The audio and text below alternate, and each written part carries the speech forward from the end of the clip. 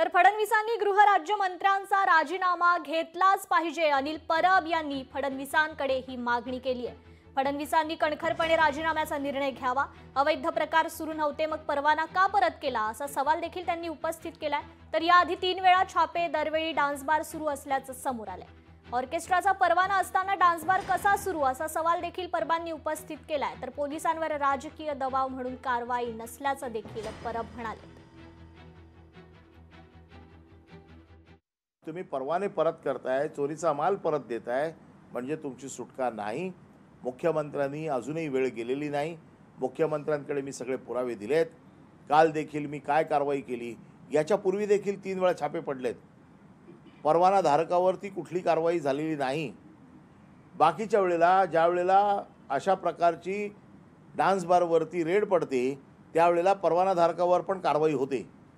ही कारवाई ह्यांच्यावर का होत नाही? राजकीय दबावाखाली पोलीस आहेत आणि म्हणून यांच्यावरती मुख्यमंत्र्यांनी ताबडतोब कारवाई करावी, यांचा राजीनामा घ्यावा। परवाना परत केला किंवा परवाना रद्द केला म्हणजे या अवैध गोष्टीतनं त्यांची सुटका होत नाही। सावली बार अँड रेस्टॉरंटचा परवाना हा बार अँड रेस्टॉरंट चालवण्यासाठी दिला होता। तिथे डान्स बार चालवण्यासाठी दिला नव्हता। तिथे अवैध धंदे करण्यासाठी दिला नव्हता। तिकडे वेश्या व्यवसायासाठी दिला नव्हता। तिथे पिकअप पॉईंटसाठी दिलेला नव्हता। ज्या वेळेला काल मी पोलिसांकडे गेलो त्यावेळेला आज त्यांनी परवाना परत केलेला आहे। म्हणजे मी परत प्रश्न विचारतोय, या चोरीचं झालं काय?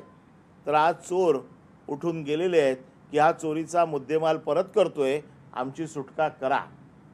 असं होणार नाही। गृहराज्यमंत्री ज्याच्यावरती महाराष्ट्र राज्याची कायदा सुव्यवस्था ज्यांच्या हातात आहेत तेच आज कायदा सुव्यवस्था पायदळी तुडवत आहेत। म्हणजे चोरच भक्षक झालेले आहेत। लोकशाही मराठी ऐका, पहा, जागरूक रहा।